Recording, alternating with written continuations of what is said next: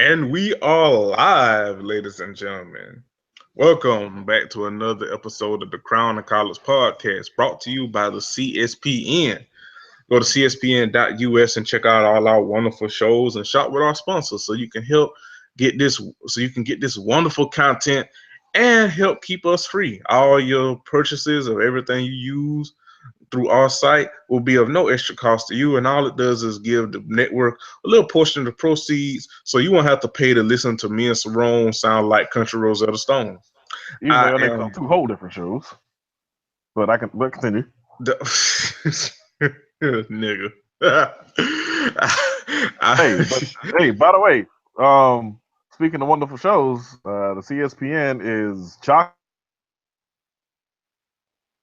We got a little something for everybody. So go ahead on and iTunes, Stitcher, TuneIn Radio, whatever means you use to listen to these podcasts. Go ahead on and click on the Cold Center Podcast Network. Get all our shows in one row. I mean, if you listen to just us, we certainly appreciate that. But I will say, again, they got so much goodness going on all through this network. So go ahead and hit the CSPN roll. Check out all the things we got going on. We do a whole lot of stuff real well around here. So some black excellence around here. We are like the black mecca of black podcasting. Uh, I am one of your hosts, Jeremy, aka Black Dante, aka Confucius, aka Issa Durag, aka me and one of my co-workers bonded over love and hip hop today, and that was a dope moment. Um, I don't even and want to know. and as always, I'm joined by my co-host. This is Dan, aka Jamarcus, aka I don't throw the ball off the backboard to myself, aka UNC won the fucking March Madness championship, and I am not happy about that. AKA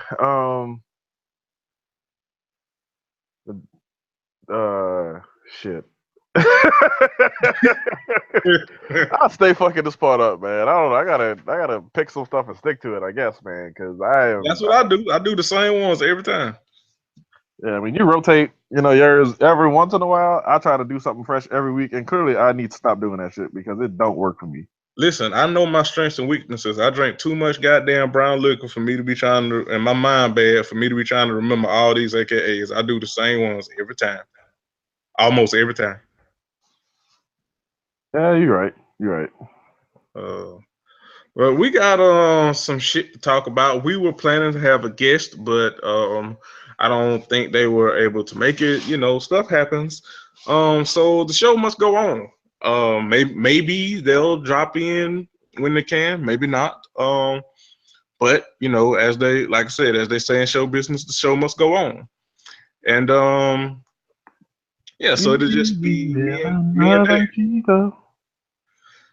So let's get right into stuff. It's all kind of stuff has been happening over the interwebs and the inter sheets, and I hope you wash your sheets. And and I hope you put deodorant on. So first on the order of business, Mr. Kendrick Lamar has been topic of discussion of late. He put out a new. First of all, Kendrick. Damn, if I'm not mistaken, he put out a song before we about to talk about a line in the last one that he put out that got the interwebs buzzing. But that nigga put out a song, and if I'm not mistaken, that motherfucker um took shots and told niggas to be put on notice until such and such time frame. What is it with rappers having beef and putting timestamps on niggas? Like, is that gonna be the new thing when like niggas have beef? You know, Nicki did it. Now Kendrick do it. Like is niggas gonna sign they beefs with like time stamps and shit? Now you gotta clock in and prove your time or some shit. Like, what is going on? I What is mean, I don't have a problem with it. I think it's fun because again, in this era of music production, just in general, and like how we get music out and like how things are released and everything, Your buzz comes and goes. Like for example, remember the Kendrick Lamar song "Control"? Yes, Remember how that's what I crazy was we thinking were? about. Or not? It wasn't just him on the track, but I mean, there was a couple folks on. I think Cole and Big Sean was on it. Notice I said I think. I don't even remember who else was on that song necessarily. But that is already a song that has passed out of my sort of stream of things I know about, things I find culturally relevant. It's already gone, and it hasn't been out that long. And that's not because the music didn't have staying power necessarily. It's because again, these days, like you gotta be like quick to keep your name out there. That's what Future's doing right. I know people got their problems with Future as a person or what have you, but one of the things Future's doing right is he is keeping a steady flow of appearances and albums and projects and things going because I think Future knows, like what happened with Trinidad James. If you take time off, you might as well take all the time off. Right. And that's the way it is. So yeah, I can see like, hey, look, this is a call. I need your response, and I need it quick because if you don't respond quick, then people ain't gonna care about what I got to say next. If I'm talking to you, it's a interesting situation to be in, and I can't say I envy any given performer because again of what it's taking now to maintain a position atop with whatever metaphorical like mountain we as fans give these guys to ascend. I'm not jealous at all, not even a little bit. When you're hot, you're hot. When you're not, you're not. But anyway, that was just an aside. But so Kendrick has released a new song. It's called Humble. Like I said, it got people buzzing, people talking. Some people mad, some people sad, some people indifferent. A lot of people being an ass, in my opinion. Yeah. He got in trouble, quote unquote, for some particular lines in the song. And on the song, is from my understanding of the song in general, it's supposed to be like, and not even just this one song, but like Kendrick even said in an interview, like he's kind of transitioned into being more uplifting and spiritual and using his faith in his music and stuff more now, which is prerogative. I mean, I'm sure some people may not like that. I'm quite sure a lot of people will. I'm quite sure a lot of people that are fans of his or just enjoy his music or will kind of be indifferent towards it, long as it's good. But he got kind of in trouble, particular, and started a whole lot of shit with this one line in particular. And I have it pulled up, and then as soon as I said that, my phone went out. Okay, all right. But here did your phone die like during the show? Like, what do we learn about not having our phone charged in advance of the show? Listen. All right, but I got the bars. The bars go. I'm so fucking sick and tired of the Photoshop. Show me something natural like Afro on Richard Pryor. Show me something natural like ass with some stretch marks. Still will take you down right on your mama's couch in polo socks. I mean, right off the bat, Kendrick, you didn't. I hope he did not try to rhyme Afro with Pryor. I just hope he didn't. No, this whole thing, and I'm reading the lyrics myself, and I'm not seeing nothing that looks like it rhymes. Like starting at that point, because I mean the couplet right before that was "Get the fuck off my dick, that ain't right. I make a play fucking up your whole life." And yeah, that's an approximate rhyme, but it's a rhyme. It passes muster. But nothing in these bars starts to rhyme until he starts doing the internal rhyme where shit way too crazy. Hey, you do not amaze me and stuff, shit like that. But I don't see nothing here that looks like the goal was to rhyme. It looks like he's just saying some shit just to kind of get it off his chest. I don't know. Okay, I was just that I'm just because that like the Pryor like it stood out. You know what I mean? Like you ever see something that just stand out and you like this don't belong here. I was trying to figure out what the fuck he was trying to rhyme with that shit. Yeah, I don't. I'm not sure. And again, I'm speaking strictly on conjecture here. I can't prove shit I'm saying. Um, but no, it doesn't look like the goal there was to do any degree of like rhyming, like no lyrical miracle spiritual ass like rhyming or shit like that. So, He wasn't trying to rhyme like the Temecula nigga. will you stop? Itching, nishing, kitchen, wishing, snotty dripping. Anyway, back on track. Oh shit. Yeah, back on Kendrick. So here's the thing, right? And it all started with one young lady in particular. I don't remember her at name. And her kind of thread about it went viral. And this is also kind of why I wish our guest was here.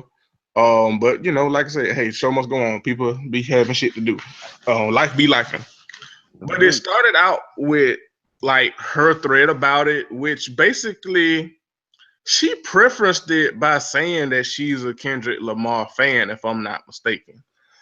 But this was a critique of it that she had.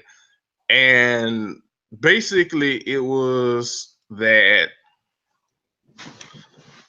you don't have to, it was you don't have to put a certain section of women down to uplift another section of women, which is true. And it was also something to the effect of not needing a man to validate what does or doesn't make you beautiful, and something also to the effect of,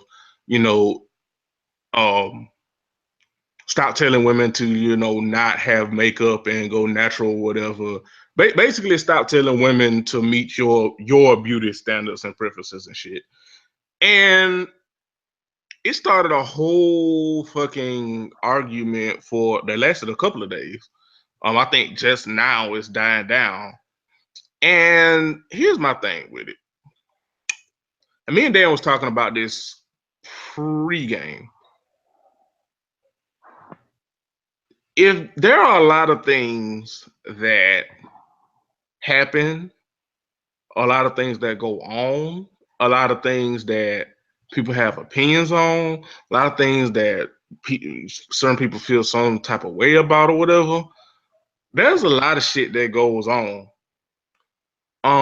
that I either don't know about, have very little knowledge about, or even if I do have knowledge and they present something to me and I either disagree or disagree, I'm for the most part, unless it's some supreme like misogynistic, homophobic, like on-right ass shit, I usually leave it alone and just go about my business. Right. And it started with people like antagonizing that girl for her opinion. Then it became people that agree with her sentiment saying, hey, let her have her opinion. This is where she has the point. And then it was people's using woke and pejoratively and all that kind of shit. And it was just a back and forth and a back and forth. And like most of the people that were like defending Kendrick and shit, to me, they kind of went, not even kind of, a lot of the shit was people just going full white man.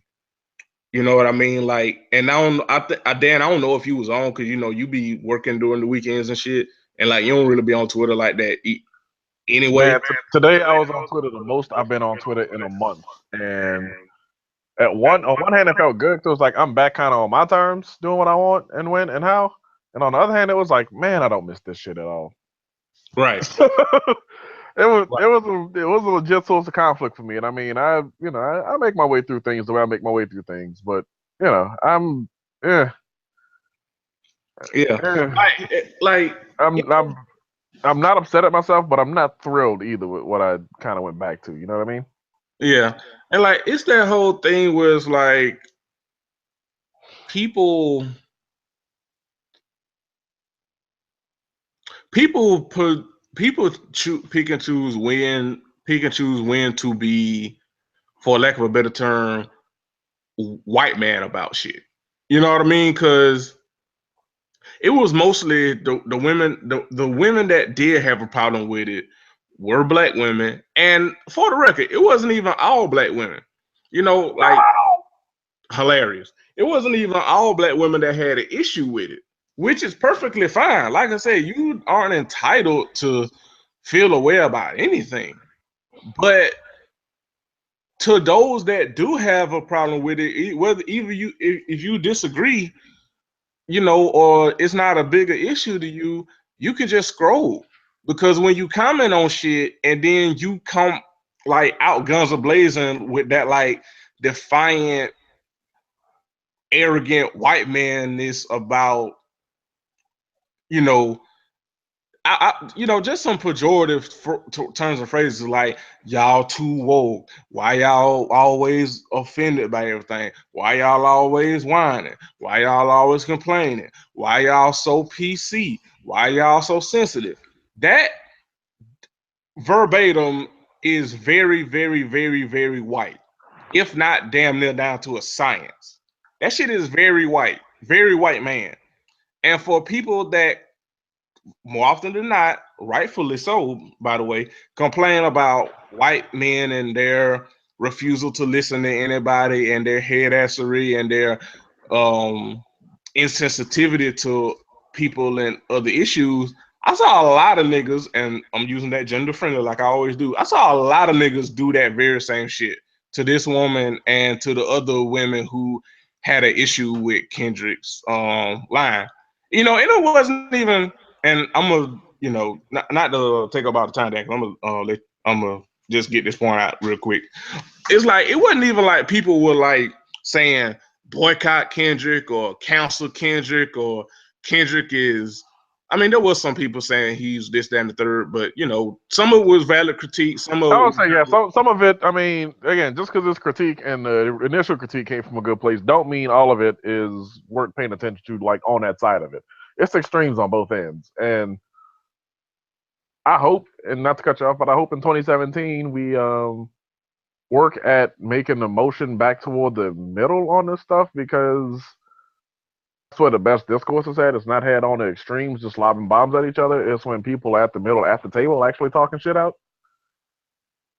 And so, yeah, I hope that some of the extreme voices, and I'm not going to name names or nothing because I don't have them in front of me and no shit like that. Plus, I wasn't even really paying attention. But I hope that those extremes are just kind of like, just held like, all right, cool, that's how you feel, whatever. Anyway, continue. Yeah, but that's basically it. Like, it's, you know, like I say, it wasn't even like people were saying cancel Kendrick or Kendrick is. It wasn't like people were saying Kendrick is Agent Orange. You know, they were just saying like, hey, this ain't, because people were saying like, why y'all complaining? He's uplifting. Even by rap standards, that wasn't the most uplifting thing I've ever heard. I mean, because I mean, it's a rapper, so you know the bar is kind of low anyway.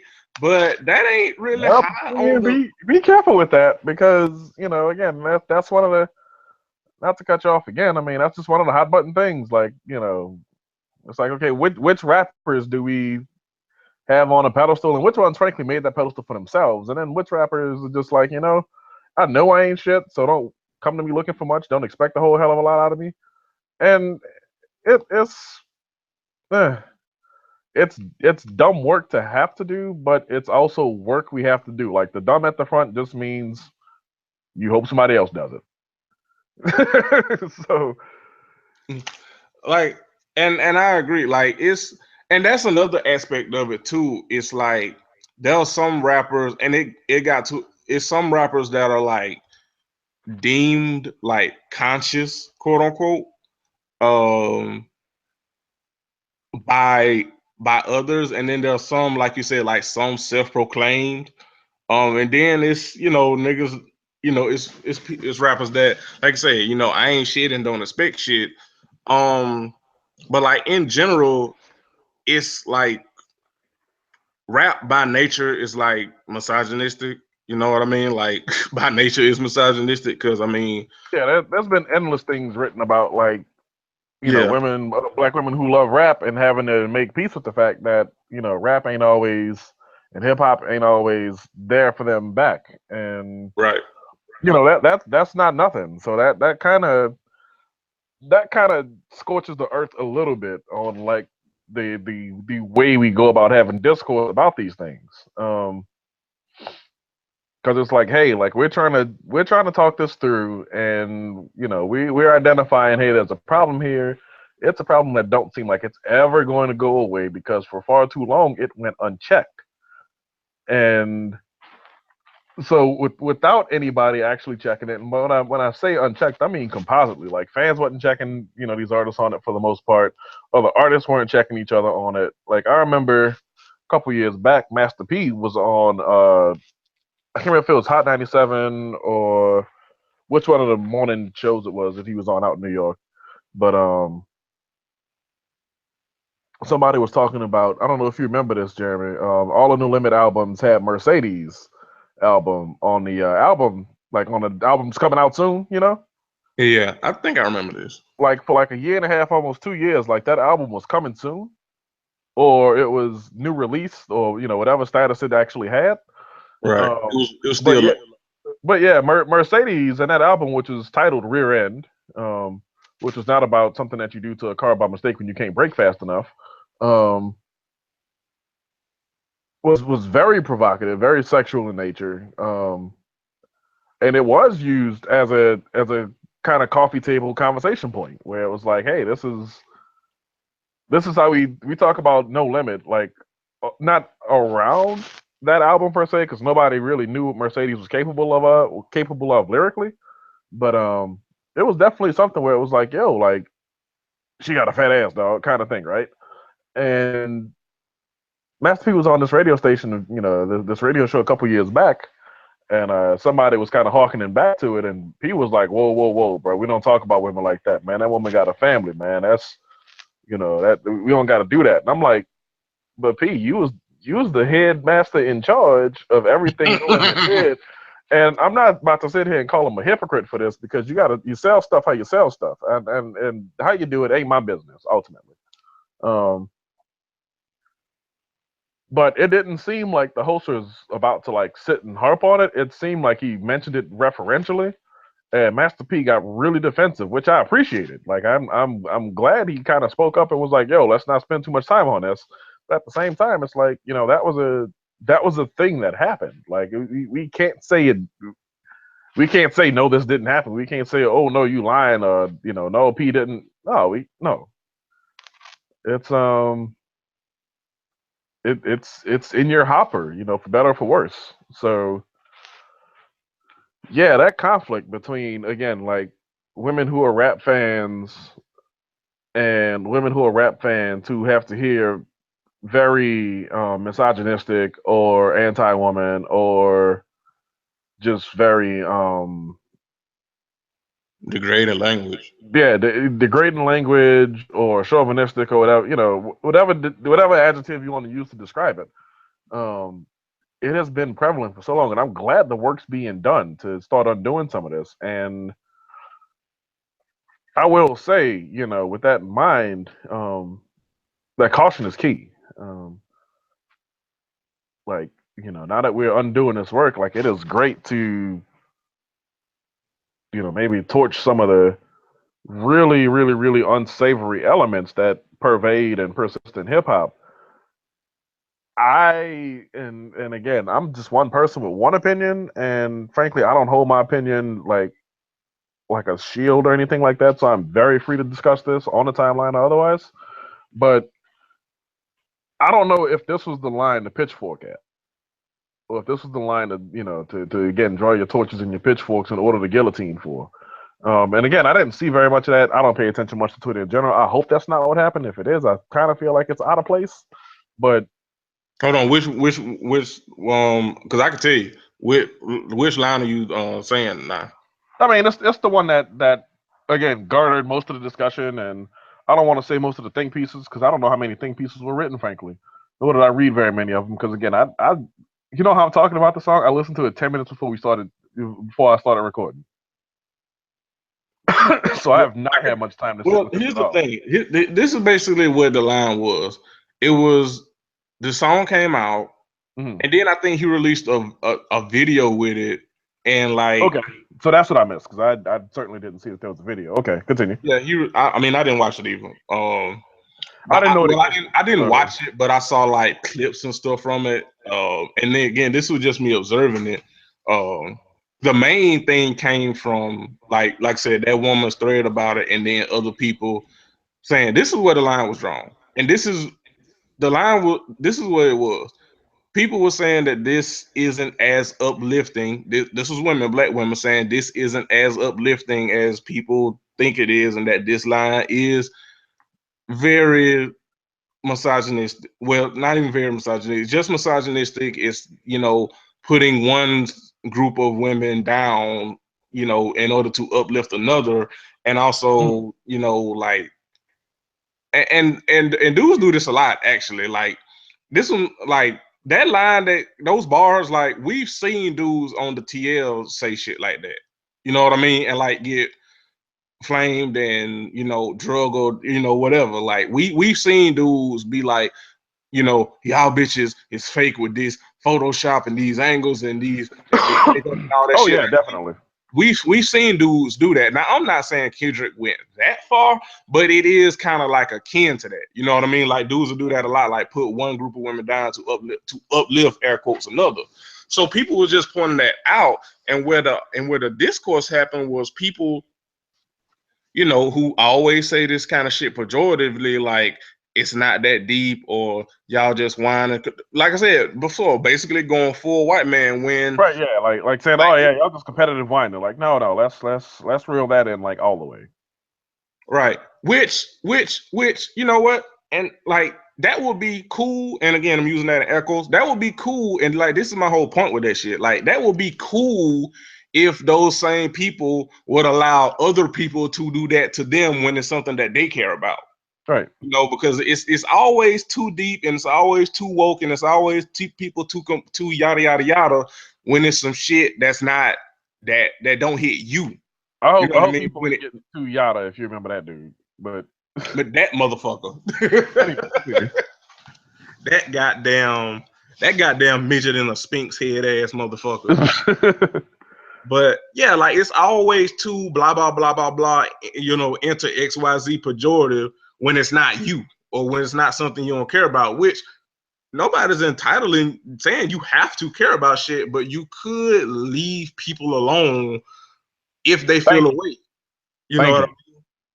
Like that's the same people that saying like y'all always arguing and shit. Well, you kind of started an argument by like telling people by gaslighting and shit. yeah, like telling people what they should and shouldn't, feel away about, and calling them stupid for feeling how they feel. Like, what you eat don't make me shit. It costs you nothing, pay me no mind. Like, like it's that kind of shit. You know what I mean? Like that's where the discourse happened. That's where that line was drawn.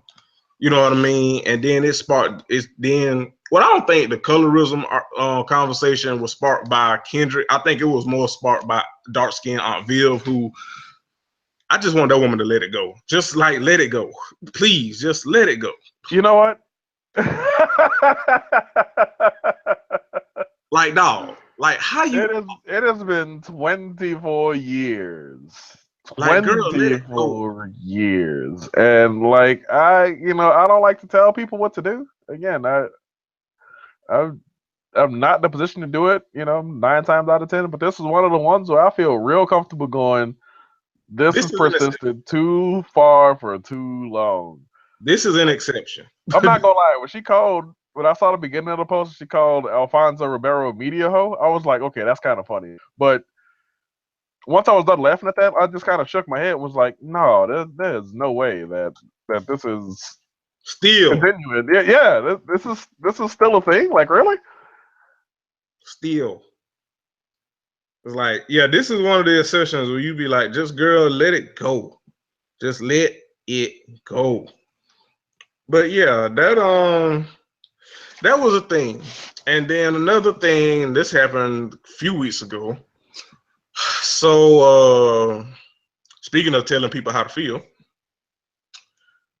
Dave Chappelle came back with 2 stand-up specials that were on Netflix. And in his specials, he had some very charged Harmful content. things to say? Yeah. Some very charged content. And not everybody was okay with that. Me being one of them. Yeah, me also being one. Um, here's the thing. Now for the record, me and Dan have not talked about this up until now, so I don't know what he's gonna say, and I don't know, and he doesn't know what I'm gonna say. We might say, Oh boy. oh, No, I'm kidding. Continue. we might say the same things. But here's my thing. And I'm going to try to be as less shady as I can with this statement. But motherfuckers be looking awfully funny in the light. Cause here's the thing. Dave is a comedian. I respect the craft of comedy. I do respect the craft of comedy. I do understand that it is a kind of a murky water. I understand that, and I understand that most comedians can make even the most fucked up of things very funny if they're well crafted and well executed. And I'm a believer that there is a lot of shit that I know is fucked up that I can laugh at, but if it's done correctly and if I trust the comedian enough to be like, okay, that joke was fucked up, but you executed it well. You displayed a level of sensitivity while at the same time being very funny, which people act like that's impossible to do, but it's not. And you crafted a joke very well. Okay, perfect. But this Dave Chappelle special, man, like I didn't watch it, but I did read because I like to read. I actually, I know I don't sound like I can read, but I actually do read.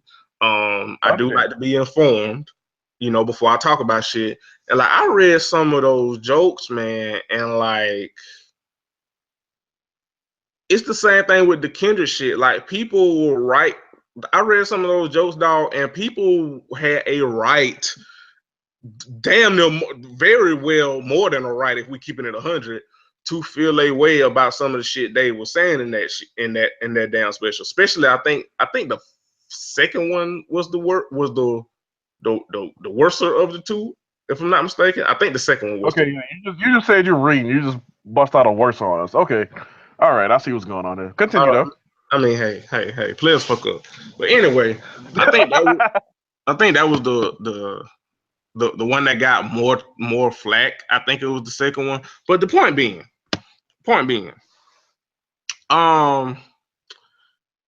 here's the thing. Like, if you're not offended by something, that's fine. That's cool. A lot of people are like that. A lot of people like it's shit that hits you, but it doesn't hit other people, and it's some shit that hits other people and it doesn't hit you. That's fine. But you can't tell nobody how to feel, dog. You know what I mean? Like, if, like, for instance,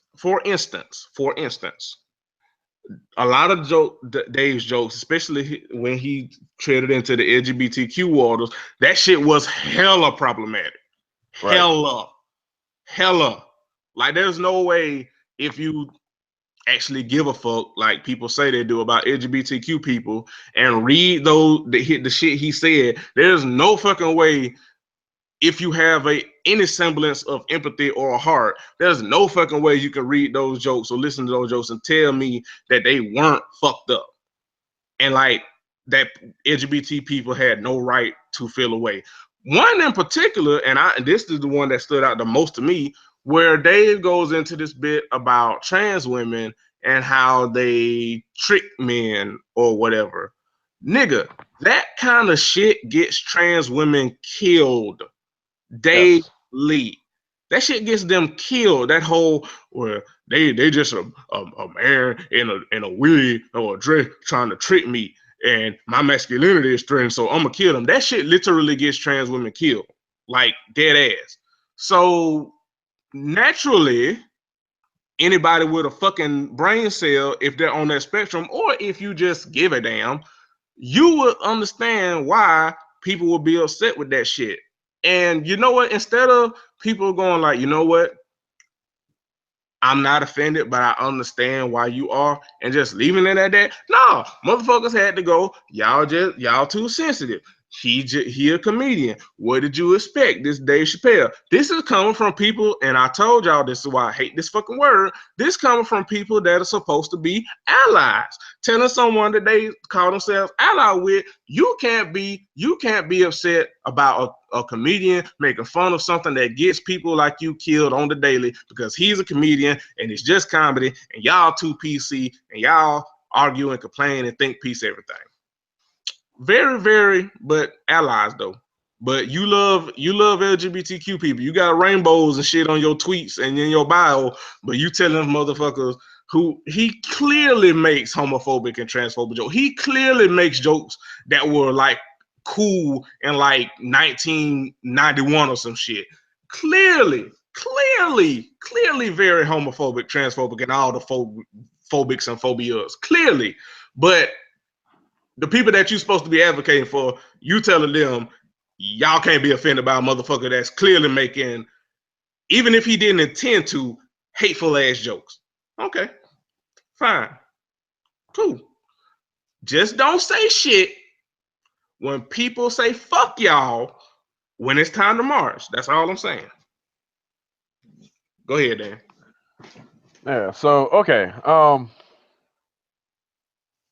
I didn't watch either special because what happened was when the shit came out, people was tweeting the jokes live, like on the timeline, and I'm on the West Coast, so like I'm just up at this time of day.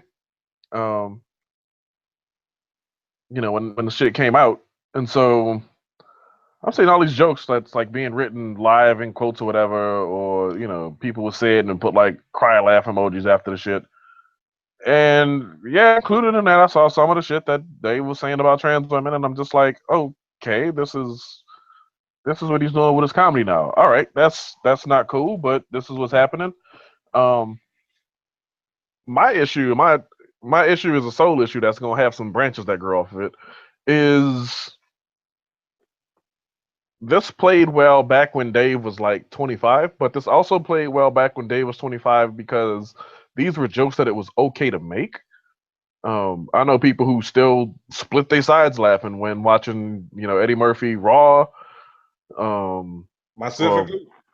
or I can't remember which Richard Pryor special it was from '83. I want to say maybe not. I don't know.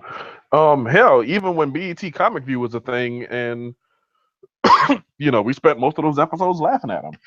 Um, Comedy evolves, and the thing about comedy is comedy evolves with the times.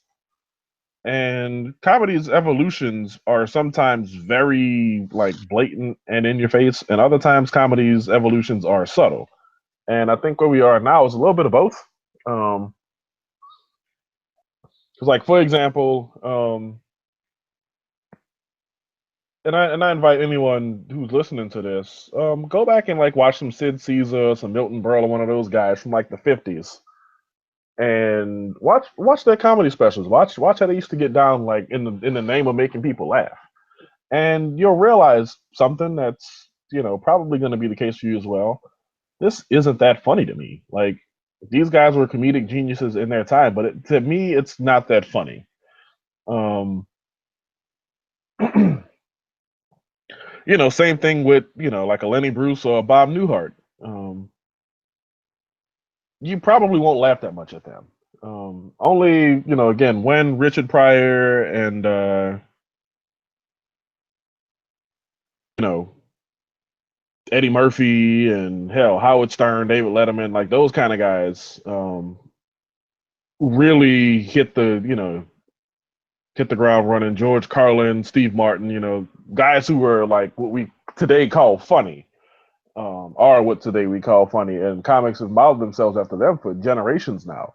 But here's the problem: like in the last 5 or 6 years, I'd say, um, sensitivity about some topics has heightened, and no matter how one may feel about that, that is secondary to the point that we're at a point in time now where people are having heightened sentiments about what we find funny, what we laugh at, what we don't laugh at.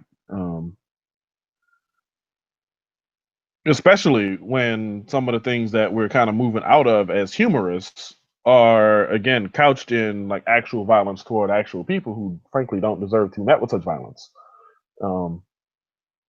And that's where some of my disappointment came from. It was like, hey, I understand that, once upon a time, like this was cutting edge shit, but now like it's, we understand the world better. And, that was one of the points I made, last week. I was like, we get, the world we occupy, like we understand it better, and we know people better, and we get to experience, people who come from very different walks of life from us, very directly, very like right in, I don't want to say right in your face, but like, people are accessible. Different people are accessible to all of us. And so if it's going to be that we try to defend the fact that we're laughing at something where it's like, no, we understand the world a little bit better. Let's not do this. Like, vibrate higher. Like, I mean, that's, the Andre 3000 lyric, of course, but also is we're going to talk more about them later, probably, perhaps, potentially. I don't know. I can't prove that. But,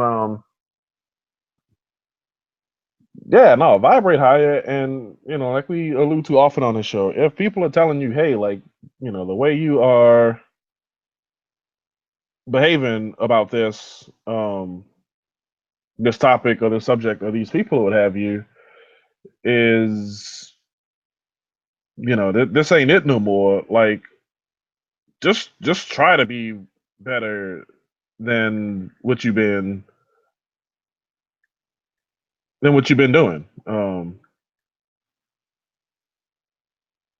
I don't know. I kind of losing my train of thought because I'm trying to find these tweets. I'm trying to find the date I tweeted this stuff because it is well beyond the pale. Not that I got to go too far back to find anything I write these days. Yeah, man. It's like I said, and maybe like I'm just more adamant about it, I guess. But it's that like if we're keeping it a buck, like that shit that Dave said, if a I mean, fuck it, I'm gonna say it, and people can disagree or whatever. It's fine. But like, if a white dude said that shit that Dave said, as far as those specific jokes, like the LGBTQ joke, the trans woman jokes, and the gay jokes, and shit, even the Bill Cosby shit, the rape shit that he said. Like, if a white dude said that, motherfuckers would not have this nuance about what is or isn't offensive and shit. Like, most people, especially in like Black Twitter or whatever, like most people would be on one accord, like, fuck this dude.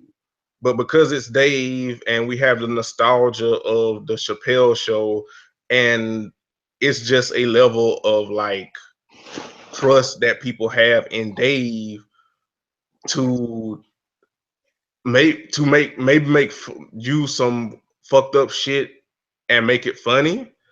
But here's the thing, like you said, like comedy evolves, people evolve, hopefully.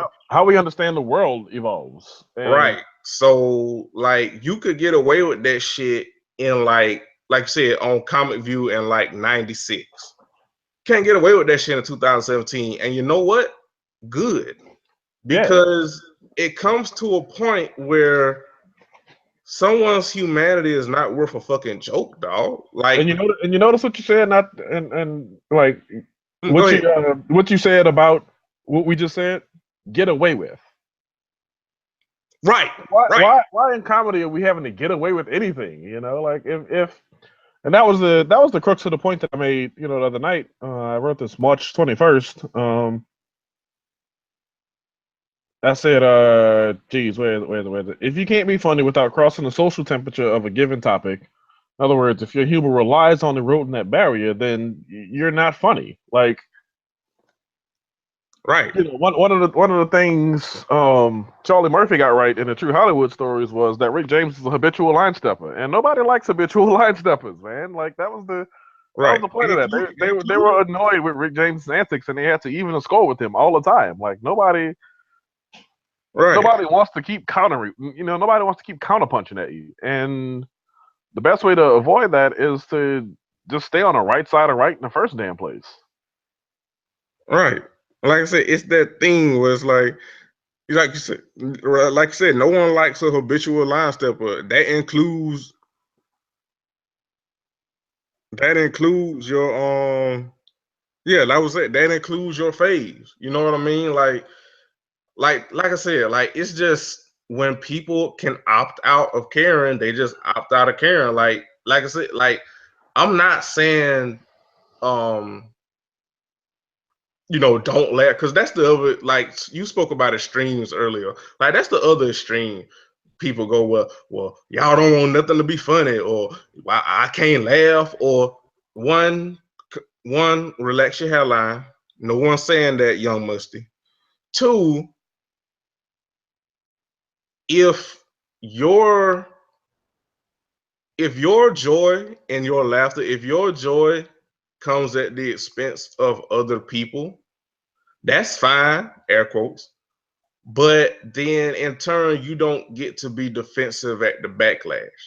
You know what I mean? Like if you're, you know, saying that you're you love gay people and you don't have any problem with gay people, and you know it's you know what the Republicans are doing is wrong to gay people and all this, that, and the third, all this progressive ally shit or whatever, then your favorite comedian makes a joke that's clearly making their humanity the butt of the joke and clearly is homophobic as fuck, and your friend has a problem with it, and then and has a problem with you laughing at it, you don't get to be defensive and say, well, why you you know, you don't get to be defensive and try to deflect and say that they're wrong for feeling the way they feel. Like you don't get to like pick and choose when you are okay with someone's humanity or not.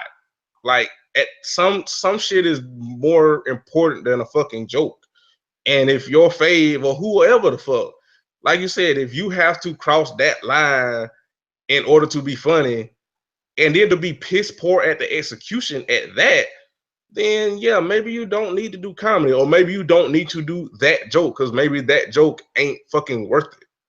You know what I mean? It's like, that's why I say, like, for as much as people talk about people are extreme with canceling people and cutting people off, and you know, not fucking with people if they don't say the right thing, quote unquote. Like some of this shit is just, I'm not fucking with you because I'm rightfully not fucking with you because you don't give a fuck about my humanity, dog. Like that, some shit is just that simple. Like I'm not going to fuck with a white person that thinks that the cops are in the right in killing unarmed black people. Like that, like that's the thing. Like, and I tweeted this. Usually, for the most part, racism is the only thing niggas will get in 100% formation for and be on one accord. Damn near probably the only thing, that and hating Donald Trump. Those are the only two things that niggas will get 100% on one accord for. Everything else is this nuance and these arguments and people saying that it's too deep and y'all complaining and blah, blah, blah, blah, blah, blah, blah. But it ain't that serious, and right, on and on and on and on. The second it's time to talk about racism, motherfuckers wax poetic in a 100 fucking word thread. But anything else, any other kind of ism or phobia or phobic or problematic shit that ain't racism, motherfuckers just you know, it just don't matter. You know what I mean? Like that's why I say, like, for as much as people complain about the whole cancel culture, well, shit, look at how y'all motherfuckers do. You know, and that's, you know, I ain't even hashtagging y'all because, you know, if the shit don't apply, let it fly. And if it do, Right. and if it do apply, hey, maybe magnify and find out why you being a head ass. You know, like, Damn, just like that.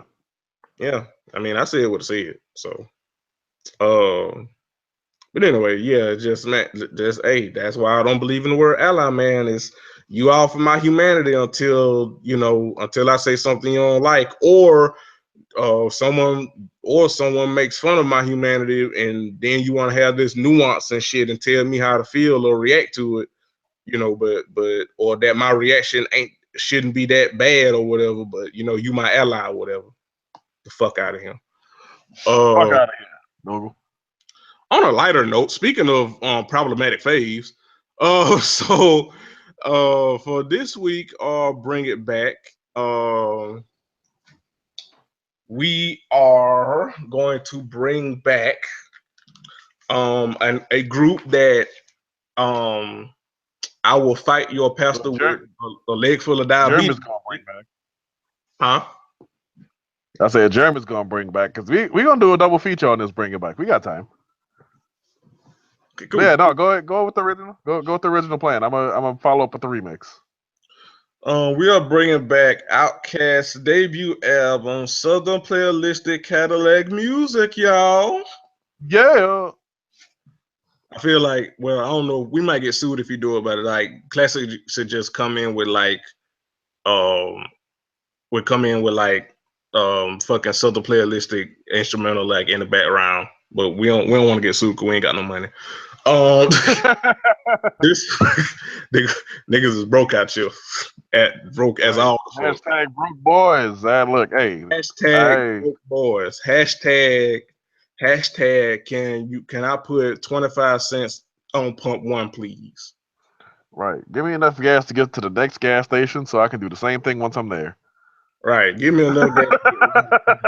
You know that's how you know you broke. That's how you know you broke your country, where you get just enough gas to get to your destination and that's it. Or just enough to get to the next gas station, and in between getting to the next gas station, you hope you can find some change in the car, you know, to scrub up to get you home. That's how you know you country and broke. Then that's a damn shame. That's a bad combination. Very bad combination. But yes, this was the debut album for my favorite group of all time, and that even with all their problematic Hotep shit, because you know, gotta be honest. Still love Outkast. Still think they are one of the greatest groups of all time. Damn sure one of the best duos of all. Damn sure the best duo of all time, in my opinion. But some of that shit did not age well, because a lot of that shit is very Hotepi. I can't even sit here and lie on that like it ain't. A lot of that shit is very Hotepi. But with that said, I love it. You know, I'll fight your pastor. We ain't gotta do all that today. Not on this day at this hour. Yeah, not on this day at this hour. You know, maybe we'll unpack that one day, but not today. I still fight your pastor over them. But yes, it was their debut album. It was the introduction to The South Got Something to Say, with these two brothers from the Atlanta of Georgia. And it really just revolutionized or helped revolutionize like Southern music, you know. And it was a time where basically, if it wasn't on the East Coast and it wasn't on the West Coast, it wasn't music, you know. And the words of famous words of Andre, the South got something to say. And it was these two brothers from the projects of Atlanta, bring you a Southern sound, a Southern drawl, especially Big Boy sounding like a jar of molasses. Just with rhymes and themes and concepts that really at this point had never been brought up as in a Southern take, you know, with the And then and that's the one thing with Outkast. Like they came with something new every time. Like one time they were pimps, then they were space aliens, or then they was like these rebels, with the kind of rebellish cover on Stank on You. But they came with something new every time, man. Every something new every time. Hot bars, all this shit, all that good shit. And I've talked enough. So Dan.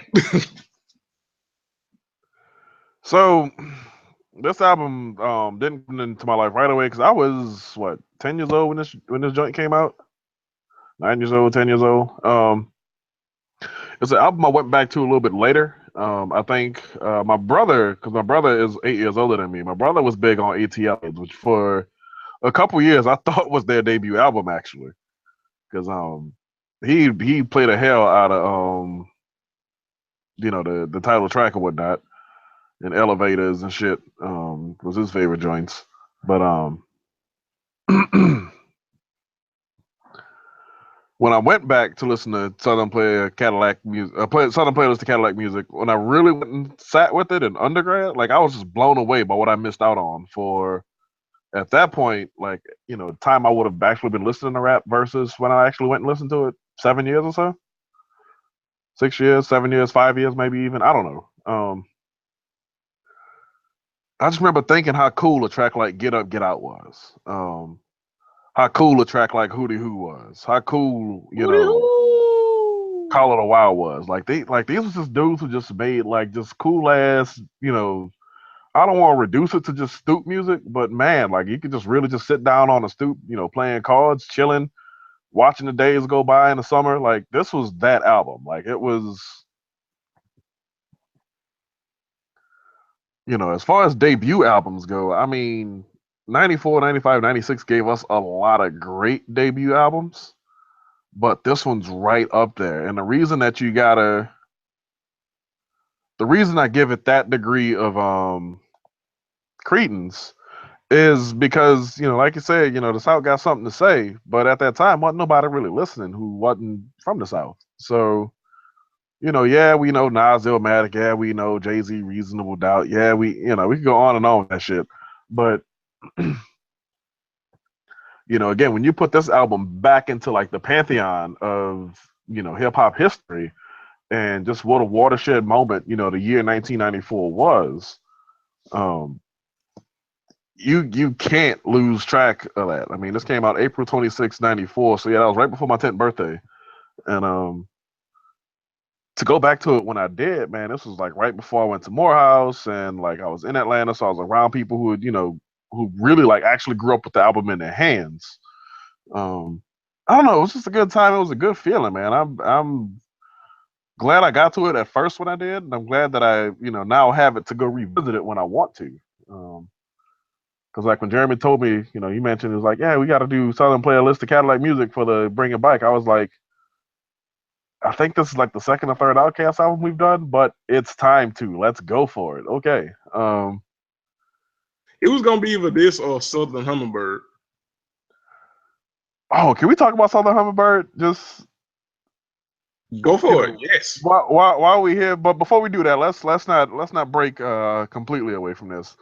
But yeah, what else you want to say about Southern Playlist Cadillac Music? I know you was little when this shit came out, dog. Like you would be the kid rapping on the interlude and shit. Like when this joint came out. That was me. That was me. Like I was that would be your connection. Like, oh, a child is rapping. I could do that. That would be your connection to this joint. I was a little bit older, but I guess as you, because like right now you're still like in this coming of age in adulthood, and one of the things about our generation is that it does start a little bit later. Like mine started in earnest at like 24, 25, and like yours probably same ballpark.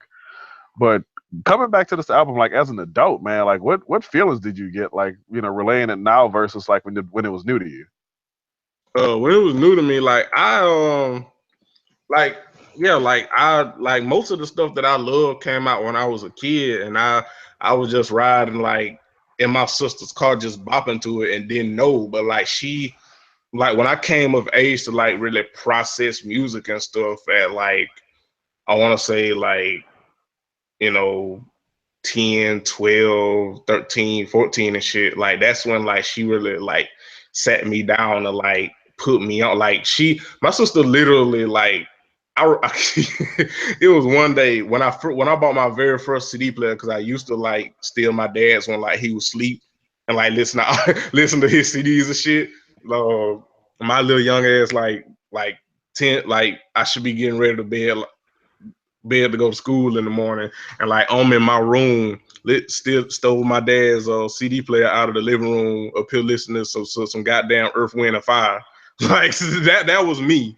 And like when I bought Boy, my you very such an first. old nigga, man.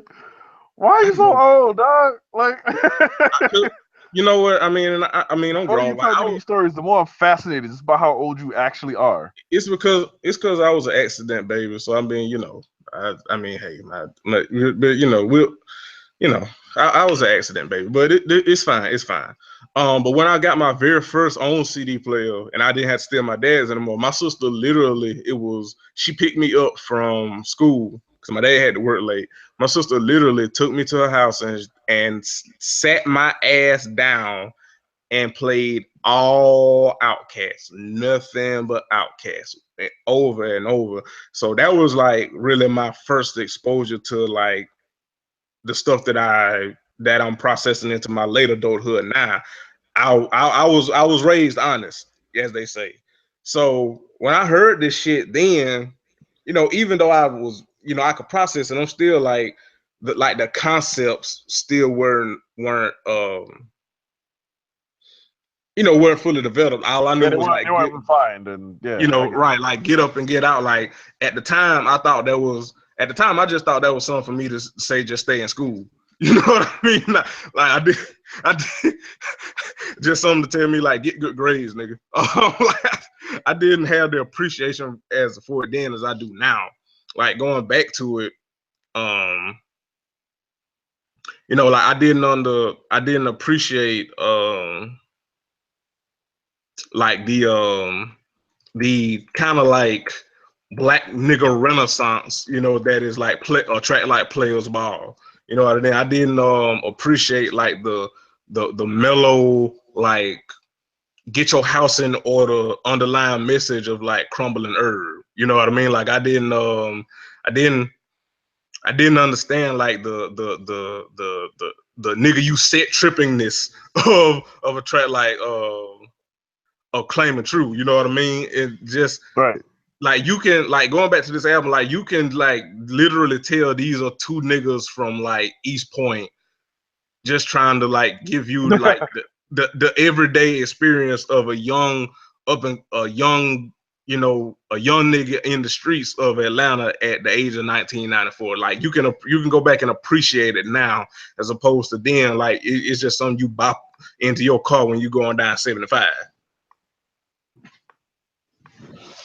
Yeah, man, that should be the prevailing like image of this album. Truthfully,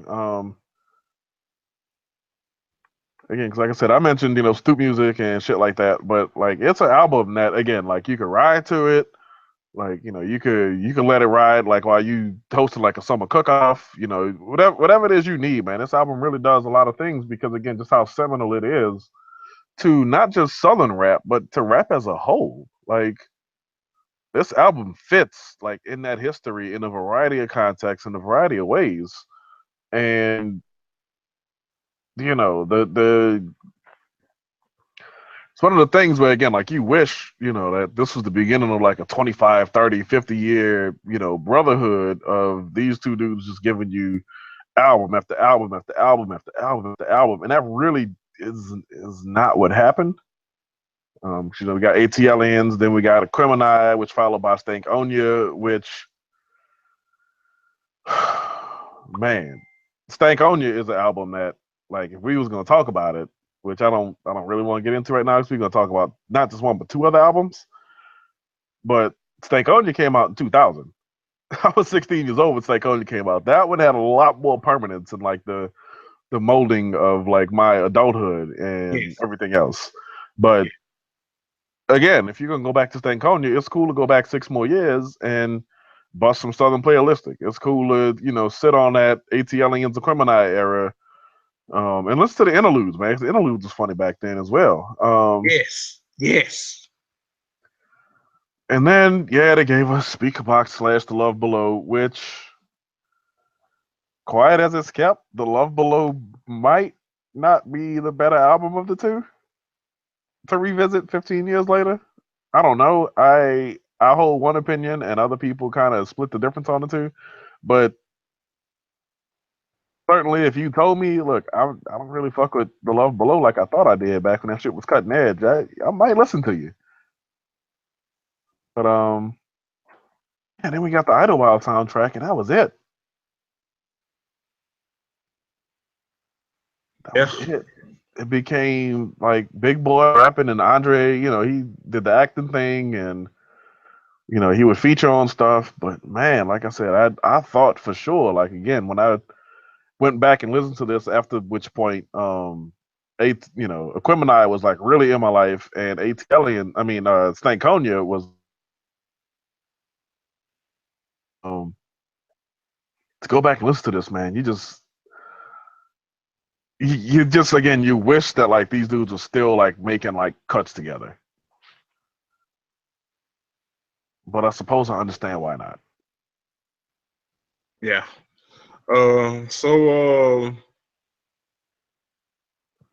as we do with every Bring It Back, top 3 tracks in no particular order on the album.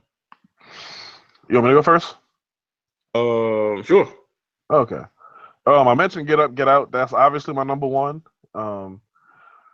Again, just a cool track to go revisit, and like it's got a cool little vibe to it and everything else. Number 2,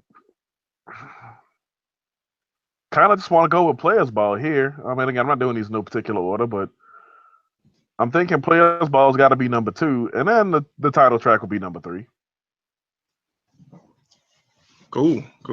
My top 3, no particular order. I would definitely have to go with the title track. I think that's pretty much kind of a given, because there's no way you hear that intro and you don't like hit a like it not even a 2-step. You gotta hit a mean gangster lean. You know what I mean? Like when you drinking Crown Royal and it just hit you, like the buzz just hit you. That's how you gotta lean when that beat and that intro drop. When that doom doom doom doom doom doom doom doom doom. Like anybody that don't move when that come on, they clearly voted for Trump. Clearly. So Southern Playalistic, the title track, True. I do love Claiming True. Andre was rapping mad as fuck on that song too. Right. Like that motherfucker was mad. And even though they didn't sing it, even though somebody else sung it on the album, Funky Ride, man. Funky Ride is one of my favorite songs ever. That shit is fucking fire. If you don't get a lap dance off of that, you just lame as fuck, dog. Sorry.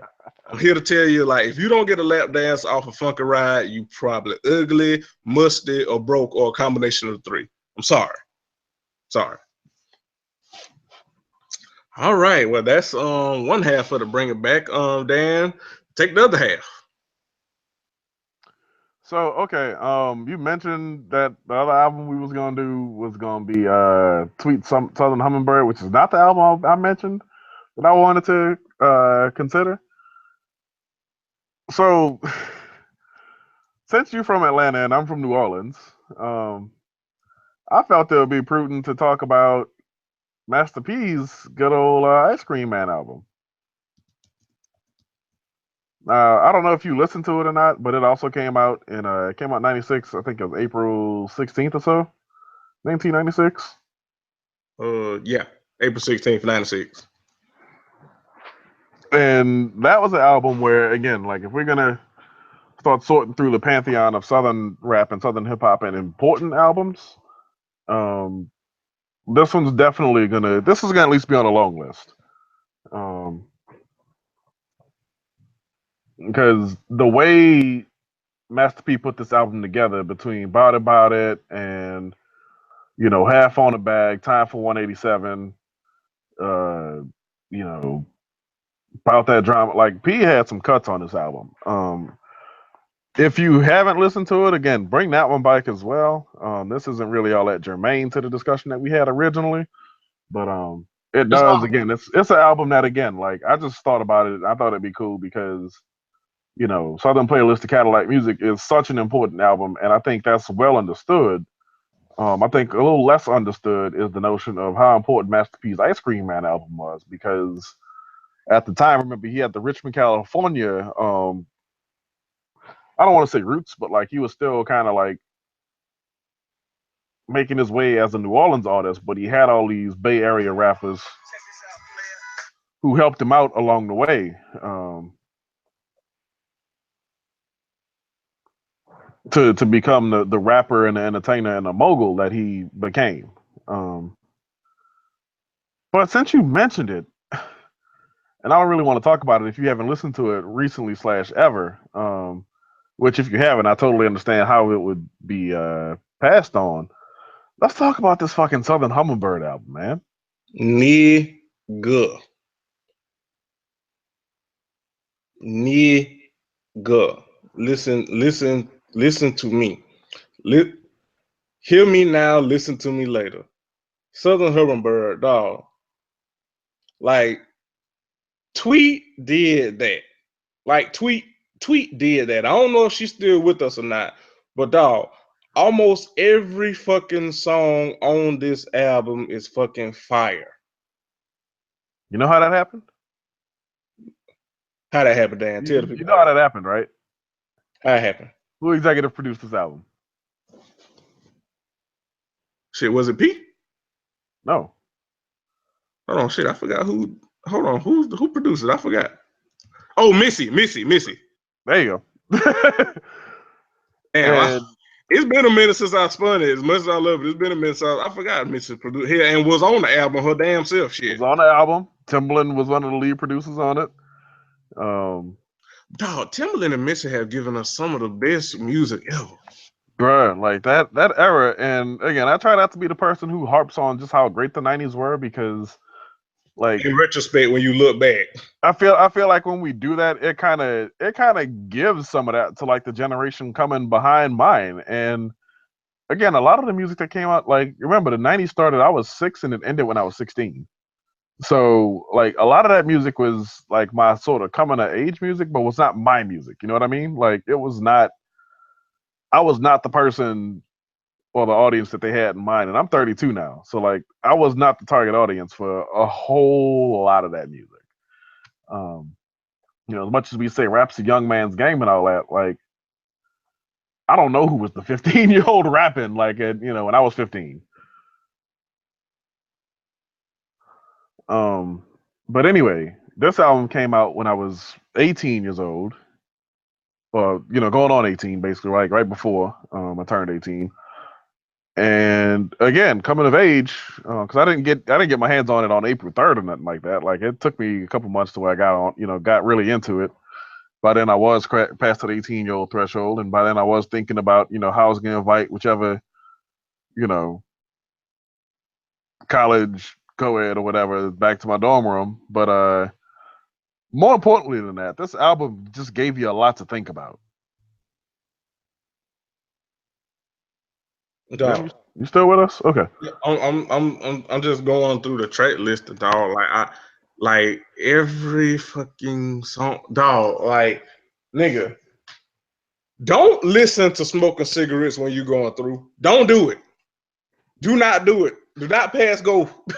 Don't collect $200. Tweet was hurt, nigga. Hurt. Hurt. Niggas Tweet talking about getting lung cancer on this goddamn song, nigga. She was hurt. Dog, and the cigarettes really was the metaphor for the slow burn of not being 100% certain where you stood with somebody. Like that album was like that was the perfect, like it wasn't the first song on the album because My Place was first, but Right. Like that wasn't the lead single, but it damn should have been. I feel like. But Yeah, let because me get wasn't back to this. because Oops was the lead single, wasn't it? Yeah, it was, and I'm not about to be the one to say that she picked the bad first single or whatever, because that was a cool little song. Yeah. Yeah, but my place was about. It was about. Yeah. But yeah, like this was such a well composed album, dog, and like we have to do it another episode. Maybe we'll do like a part 5 and like really give this album the due diligence and lengthy discussion that it deserves. Nope, we're finna do it right now. We got. All right, I'm about to set a timer. We gonna discuss this album in 8 minutes. It's gonna be an 8-minute discussion. Go. Okay, so all right, We're gonna throw out the thing we had last. We'll do that next week. And we'll load up for next week. Maybe we'll do anyway. Continue. we might do a whole show about that next week. We could. We done it I before. We could do it again. I save. You know what? I'll save it. Fuck it. Let's do it. All right, let's go. 8 minutes. Let's do it. Southern Hummingbird. Nigga. When I tell you, nigga, I used to burn because like in lieu of stealing my dad's CD player, I used to burn him and make him CDs. Nigga, I burned this whole goddamn album for that nigga, and nigga, we both, and this was around the time I got my own CD player. We both played the fuck out of this goddamn album, like just all fucking day, like every fucking song. My Place, Smoking Cigarettes, Best Friend with fucking Bilal, who whined like a motherfucker on that damn. But nigga, but you know what? That's why he was the best choice for that damn Prince tribute, because Bilal was yelling, whining like a motherfucker early. Fucking Always Will, Boogie, Oops, Oh My, Make You Move, Motel, Beautiful, which is, no pun intended, a beautiful motherfucking song. Wait, which one? Complain, Heaven, Call Me, Drunk. Even the fucking outro, the remix of Oops with Jade, the bonus track with Missy, Big Spender, with Missy fucking rapping over this goddamn Austin Powers ass beat. Nigga, everything about this fucking album is fucking flames. Go, Dan. All right, so it's easy to listen to a track like Motel and then a track like Heaven, which are only 3 tracks apart, and think, wow, those really sound a lot the same, but they are vastly different songs. Like, Motel is about getting cheated on, and Heaven is about how perfect this person is, which is a metaphor really for like how perfect this person is, comma, but ... So, again, you take 2 songs like that again have a sort of similar BPM, both got the lead guitar kind of as the leading instrument on it. And then Call Me, which, Call Me was on like commercials and shit. So still is. Let's see. Yeah, it was on Verizon commercials. And it's been sampled by other artists, contemporaries and stuff. Keep getting checks, sweet. Yeah, that was the now that was the joint Timbaland did by itself. And like, again, in this era, in this 1996 to 2004 era, how could you not love anything Timbaland put his hands on? He was untouchable. Right. And then you had God, what was the song? Always Will was another one that was kind of similar, but not really. That again was just a beautiful, just southern fucking masterpiece of a song, just perfectly composed. What's another favorite from this album? I'm trying not to talk about Oops Oh My so much, because again, that was a fun song that made for a very easy single, considering that Timbaland produced it and everything else. But it was what it was. Everybody knows how they feel about that song already. Boogie Tonight was like the fun interlude of the album. Like, if this was an album that was to be like an A-side, B-side, you'd have a really lopsided break, or maybe you would slide this track down to. But Boogie Tonight was like I found a place where I can just let my hair down and just let this black girl magic flourish. And there's never a bad time for a song like that. But certainly, I mean, 2002, like, the world wasn't supremely fucked up, I guess you'd say. But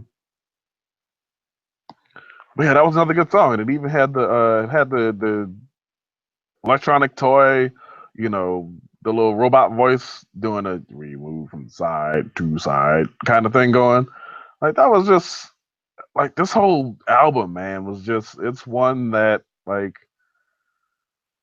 it came from a good era of these albums, and it wasn't oh my god 90s R&B, like it was not that album, but like you Like had she could drop this today and it was still bang. right, like I mean you had Floetry around the same time. You had Nigga. let's see, Mama's Gun was a couple years before this. But like, yeah, this 2000 to 2004 era, man, has a lot of good songs that kind of they go. I don't want to say they go all over the place. That sound scatterbrained, but they have good songs in a variety of feels. Yes. Nigga, speaking of nigga, yes, because we touched on Floetry. Floetic came out in the same year. That shit came out all the way in October. God damn. Woo! Yeah. Well, that's gonna be. I'm gonna count it now. That's gonna be all bring it back when October hit. Cause woo, Yes, sir. woo, nigga, I can't wait. But okay, top songs on the album. Go. All right, so I'm going. Definitely Heaven is my first song. I'm gonna go Boogie Tonight again. Just I like what the song means, like for the album itself. And third. Shit. Okay. Third, I think I'm gonna go Beautiful. So yeah, so that's Heaven first, definitely. Maybe Beautiful and Boogie Tonight could kind of go like 2A and 2B, but yeah, that'd have to be mine. And then yeah, Smoking Cigarettes is up there. I mean, there's no way to dislike that song, so that'll be my 4, I guess. Hey, it's lit. All right, my top. Smoking Cigarettes. Easily. Best friend, just based on how much Bilal wine in that goddamn song. that motherfucking Bilal. nigga whine like somebody shot him in the leg. But that song is also about escaping the friend zone and sticking your dick on somebody's forehead. But that's another topic for another day. Well, placing your, you know what I mean. So Smoking Cigarettes, Best Friend, and I think I'm gonna go with a song that I think could have been a single, but wasn't, and I think I know the that's one you're okay. thinking of. And I'm gonna go with Make Your Move. Yep, that's the one I thought you were thinking of. Because that one, that was about. Yeah. That was about, and it could have been a single. Very much so. I totally agree with that. I'll say, yeah, it should have been a single. Definitely. Like if I had to trade, like because I think the singles were, the singles are "Oops, Oh My," and then "Call Me," because again it was on commercials, and then "Boogie Tonight" was the. Like if I had to, I would like if I had to swap it out, I would swap out. I probably would swap out Boogie Tonight for Make Your Move as the top as the singles. Yeah, I could see that. I like that Boogie Tonight was again just like a different direction for the album. But yeah, it was like Behind Call Me was just kind of like, all right, we kind of got this feel going already, but okay. Right. And that's my timer going off because we have now talked about this album for 8 minutes. Yep. So, speaking of minutes, I feel like this has been a very full show. Yes. Think y'all got a lot of Crown and Collars out of us this week. A big pot. We pulled the big pots out today. Got to talk about some music, which I'm never not do. I'd be on a timeline just listening to stuff, just going through like, 70s music. And I'll just randomly start talking about a Sister Sledge song or something. But anyway, Yes, talking about music on this show makes me smile big time. I hope y'all enjoy the show. Check out all of our other lovely shows on the CSPN.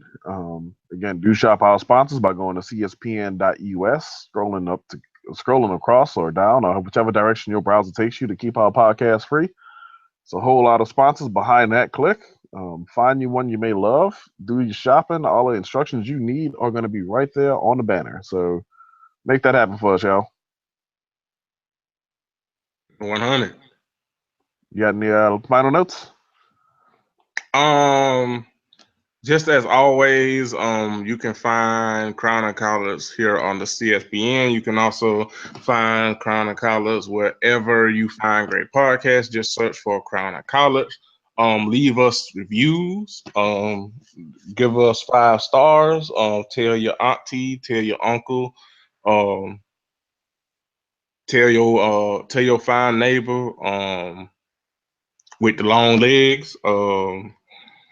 And yeah, use the hashtag. Tell us what you like about the show. Tell us if you thought something was funny. You know, Yeah, check the talk to hashtag. us via that hashtag. I look forward to that. I mean, yeah, the reviews on iTunes are nice and they're permanent, but yeah, do us that favor. Talk to us using that Crowded College hashtag. Yes, use the hashtag if you're listening to it and want to live tweet it. Use the hashtag. I check it periodically because we love you guys and we appreciate your support. And you know, we want you guys to interact with us. You know, well, at least interact with me because Dan don't be on there that much. But You can interact with us. I'll look for it when I see that ain't nobody talk to us via the hashtag. I just close the Twitter app and go do something else. We feeling played. Like, yeah, we just giving y'all all this fire free content. Don't nobody even want to say nice words to us on the timeline, man. Anyway, I'm moaning, but like, yeah, for real, like we do appreciate being talked to and stuff on the TL. So do that for your boys. yes, do that for your boys. No more space. Right. But with that, I don't really have any more church announcements. So we're gonna wrap this up. I only got one, and that's don't throw the ball off the backboard to yourself. That's about it. Yeah. And don't leave your house musty. That's it. Don't leave your house musty. Yeah, on that note, this has been Crown and Collars episode 115. Next week, we're going to do all misconnections. We're going to have an all misconnections episode because we didn't get to them today. So fuck it. Next week, look forward to that. We'll have our all misconnections episode. It's Crown and Collars 115. I'm Jeremy. He's Dan. We out here. Peace. Peace.